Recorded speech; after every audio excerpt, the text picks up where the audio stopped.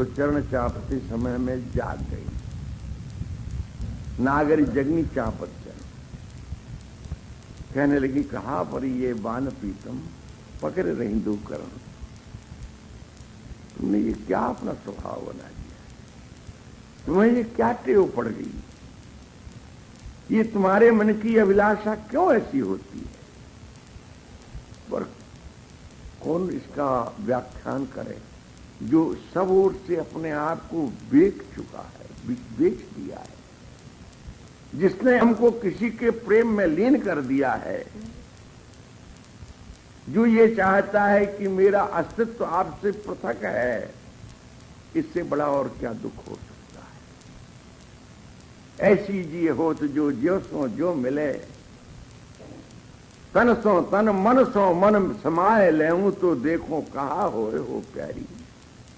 प्रीतम कहते हैं कि मेरे अंतर मन में तो यह अभिलाषा होती है कि मैं आपसे पृथक क्यों हूं, मैं आपके प्राणों में अपने प्राणों का विसर्जन कर दूं, लय कर दूं, आपके मन में मैं अपने मन का विलय कर दूं, और ये पृथक जो देह है, ये मेरा देह भी पृथक न रहे, आप में ही लीन हो जाए, तो क्या हो, तो देखो क्या होगा।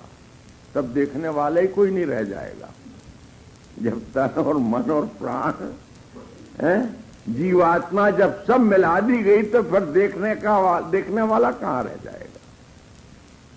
तो प्रीति की चाहत तो अपने आप को मिटा करके प्रेमास्पद में लय होने की होती है। सारांश ये कि प्रियतम का स्वरूप वृंदावन निकुंज देश में रसिक का है और नागरता पूर्ण रसिकता का है। नागरता यही है कि अपनी प्रेमास्पदा स्वामिनी किशोरी को सदैव सर्वकाल एक रस अधिकाधिक प्रसन्न और आनंद से खिली हुई देखना चाहते हैं। इसलिए क्रिया की वैदग्धि, भाव की वैदग्धि, वैदग्धि माने चातुरी, प्रतिक्षण नए नए प्रकार से जिनके अंतर में उपजती रहती है, प्रिया के सुख देने का चाव जिनमें निरंतर बना रहता है, इसलिए उनको कहा रसिक नागर। और रसिक नागर के प्रति संग आसक्ति दोनों पक्षों में होती है।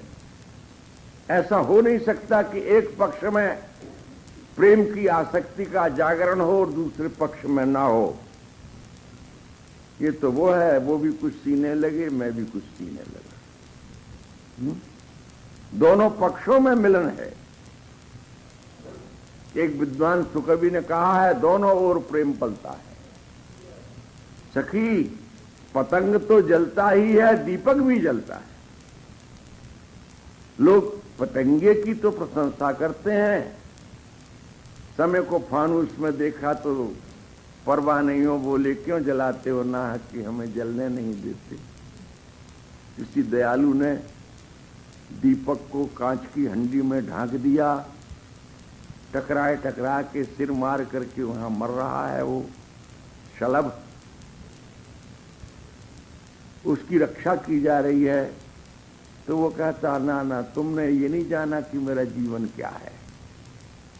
समय को, दीपक को फानूस में, कांच की हंडी में देखा तो वो परवाने कहने लगे क्यों जलाते हो नाहक हमें, तुम्हें क्या लाभ है हमें जलाने में। तो कोई परवाने से पूछे कि जलने में मजा क्या है। केवल परवाना ही नहीं जलता, दीपक भी जलता है। दीपक तो दिन रात जलता है। किसके लिए जलता है? परवाने के लिए जलता है। यदि परवाने की, पतंगे की प्रीति दीपक से है तो दीपक की भी प्रीति है। बस अंतर इतनी है कि एक गुनगुनाता है, एक मौन है। एक का प्रेम गंभीर है, अवाक है, और दूसरे के प्रेम में गुंजन है। पर प्रीति तो दोनों पक्षों। स्वामी जी हरिदास जी महाराज तो कहते हैं प्रीति तो सबसे पहले प्रेमास्पद में होती है। जासो तुम हित करो सब तुक कार्य में। लाल के लिए प्रीति तो पहले प्रिया के हृदय में। प्रत्येक प्रेमास्पद के हृदय में, अपने प्रेमी के हृदय में प्रीति के लिए प्रीति होती है, पर इतनी है कि वो बड़ी संगुप्त होती है। प्रेमास्पद के हृदय की जो प्रीति होती है वो बड़ी विलक्षण भी होती है। एक सुकवि ने तो यहां तक कहा है, जी उठे शायद शलभ, जो दीपक में, दीपक की लौ में जिसने अपने आप को उत्सर्ग कर दिया, दीपक की प्रीति में, उसके रूप में, उसके सौंदर्य में जिसने अपना तन मन जीवन समाप्त कर दिया, मृतदेह पड़ा हुआ है परवाने पतंगे का और दीपक जल रहा है। क्या अब दीपक के जलने का क्या काम रहा? ये क्यों जल रहा है? बोलिए ये प्रीति की आशा में जल रहा है। क्या आशा है इसको? बोले जी उठे शायद सलभ, इस आस में रात भर रो रो दिया जलता रहा, जी उठे शायद सलभ। इस आशा में सारी रात दीपक जलता रहा कि शायद ये मेरा मरा हुआ प्रेमी फिर जीवन धारण कर ले। तो यहां पर प्रीति और प्रीति की आसक्ति अवर्ण्य हो जाती है। इसलिए महानुभावों ने कहा प्रीत रीति अति कठिन है, कहे न समझे कोई, प्रेम बाण जेहि उर लगे निस दिन जाने सो। ये जो बोलने वाले हैं, हम बोलते रहते हैं, ये तो प्रेम के व्यापारी हैं, प्रीति की अनुभूति नहीं है। खाली मटका बजता है, भर जाने के बाद बद्ध बद्ध हो जाता है। प्रीति का कोई व्याख्यान नहीं है, और जहां तक व्याख्यान है वहां तक केवल व्याख्यान ही व्याख्यान है, प्रेम नहीं है। प्रेम तो इसके पीछे। ये मछली होती है ना, जल इसका जीवन होता है। तुलसीदास जी ने लिखा है, मीन काट जल धोइए और खाए अधिक प्यास, तुलसी प्रीति सराहिए मुयो मीत की आस। मछली में बड़ी दुर्गंध होती है। हमारा जिस गांव में जन्म हुआ उसमें बहुत से कुर्मी जाति के शूद्र लोग निवास करते थे। वो लोग आषाढ़ के महीने में बहुत मछली पकड़ते थे और 12 महीने खाते रहते। तो जब लाते थे तो उसको काटते थे, धोते थे, कई घड़ा पानी लगता था। हम बच्चे थे, खड़े खड़े देखते रहते थे उनका तमाशा। पड़ोसियों में थे वो लोग, इतना पानी, इतना पानी, कई घड़ा पानी उसको धोने में, क्योंकि उसकी जो पानी की बदबू है वो पानी, तो मछली का जीवन पानी, धोने में उसको कई घड़ा पानी, और जब उबाला जाता है तब भी कहते हैं उसको पानी पानी, बहुत पानी चाहिए उसको उबालने। और जो खाता है वो भी बहुत प्यासा होता है, उसको बहुत प्यास लगती है।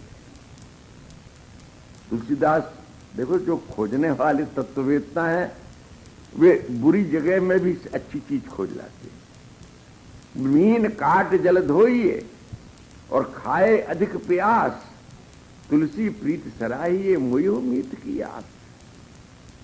मछली के जीवन में जल के प्रति अगाध प्रीति, और मृत्यु के बाद ही नहीं, जल जाए, उबल जाने के पश्चात भी प्यास ही प्यास, पानी ही पानी। ये आसक्ति, एतत् जाति आसक्ति जब उपासक के हृदय में उत्पन्न हो, तब इस वृंदावन के रस का कुछ कण का सुख स्वाद प्रतीत हो गए। सखी कहती है कि किशोरी राधे, तुमने हर्षपूर्वक उल्लासपूर्वक रात्रि भर जागरण किया है, उसमें न जाने कितने प्रकार के रसों का उद्भव हुआ होगा, उसमें आमोद हुआ होगा, प्रमोद हुआ होगा, रस की नाना प्रकार के उद्वेग उत्पन्न हुए होंगे। और जो विलास तुम्हारे अंतर में अनुभूत में आए, जो सुख प्रकट हुए, वो तो हम लोगों के लिए अगोचर है, हम उसका अनुभव नहीं कर सकते, क्योंकि नायक का सुख और नायिका का सुख तो वही जानते हैं। हम तुम्हारे सुख से सुखी हैं ये हम जानते हैं, परंतु आस्वाद तो तुम्हारे भीतर है। और रसिक नागर के साथ, और साथ ही नहीं, उसका साथ जिसके साथ तुम्हारी प्राणोपम प्रीति है। यदि प्रियतम ने अपना सर्वस्व दे दिया है, उनका तो बहुत व्याख्यान है, पर किशोरी ने जो दिया है उसका कोई व्याख्यान है? इसीलिए उनको परम उदार कहा गया। उन्होंने अपनी रति का एक ही मात्र पात्र पाया, जिसको रसिक नागर कहते हैं। कितने रंग हुए? बोले हल्दी और चूना को मिला दो तो एक नया रंग हो जाता है। लौकिक रंग में देखो, यदि आप पीले रंग के साथ में नीलिमा मिलाते चले चले जाओ तो एक नए प्रकार का रंग होता है। यदि रंगों की बात सोचे, और श्याम में कितने रंग हैं, और श्याम के लिए तो लोगों ने कहा श्याम रंग सा इस जहां में दूसरा कोई रंग नहीं। रंग माने प्रीति भी है, रंग माने आनंद भी है, और रंग तो रंग ही है। कितने रंग बदले होंगे रात्रि के आपके विलास में, कोई अनाड़ी क्या समझेगा। ये रंग आपके प्रीति के हैं, हर्ष के हैं, आमोद के हैं, प्रमोद के हैं, हास के हैं, परिहास के हैं। हास परिहास। एक दिन प्रीतम बोले, त्वयि श्यामे नित्ये प्रणयनि विदग्धे रस निधौ प्रिये भूयो भूयः सुदृढ़मतिरागो भवतु मे। प्रीतम ने कहा, त्वयि श्यामे नित्ये, ये सब के सब सप्तम है। श्याम का संबोधन बना, श्यामा का संबोधन बना श्याम है। त्वयि आप में, नित्य जो नित्य स्वामिनी है उन नित्या में नित्य। प्रणयी का स्त्रीलिंग बना प्रणयनी, हे प्रणयनी आप में, हे रसनिधि आप में मेरा सुदृढ़ अनुराग हो। सभी शब्दों में सप्तम यंत्र प्रयोग करके प्रियतम ने बड़ी सोच समझ के अपनी नागरता दिखाई कि हे स्वामी, हे रसनिधि आप में मेरा सुदृढ़ अनुराग हो। तो किशोरी जी बोले, इति प्रेष्ठे नोक्ता रमण मम चित्ते तो बचो। प्रियतम, तुम्हारी वाणी में जो शब्द आए ये तो मेरे चित्त में पहले ही से थे। जिनको तुमने संबोधन बनाया वो मुझ में पहले से निवास कर रहे, शब्द वही रहे, अर्थ पलट गए। तो ऐसे जो मधुर मधुर रस के हास परिहास, उनमें जो आस्वादन आपने संपूर्ण रात्रि किया, कहाँ किया? कुंजोदरे, कुंज के उदर में। उदर यानी बीच में है, उदर हमारा मध्य में है, भीतरी भाग है। कुंज के अनेकों रूप हैं। सामान्यतया वन प्रदेश है, वन प्रदेश में कुंज है, कुंज के भीतर निकुंज है, और निकुंज में भी निभृत निकुंज है, निभृत निकुंज में भी निबिड़ निभृत निकुंज है। और फिर और उसके भीतर चले जाए तो हृदय भी कुंज है, हृदय भी निकुंज है। सबके अलग अलग भाव है। यहां कुंजोदरे कह करके बाह्य बाधाओं से रहित निर्भय, जहां किसी का कोई स्वप्न में भी किसी तरह का विक्षेप नहीं, आतंक नहीं, भय नहीं, कोई सवाल ही नहीं। कहां हुई आपकी ये उजागरण रति कीड़ा रसिक नागर के संग में, बोले ये कुंज के अभ्यंतर भाग में। और यहीं पर समय हो गया, अब अभ्यंतर भाग की बात कल निवेदन करेंगे। श्री राधा वल्लभ लाल। जय राधे जय राधे जय राधे जय श्री राधे जय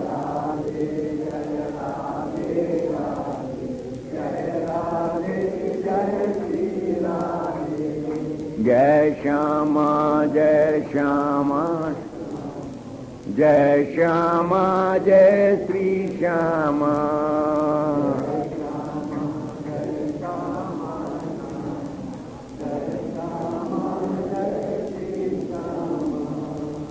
श्री राधा वल्लभ लाल ललित लाडली लाल जय जय श्री राम।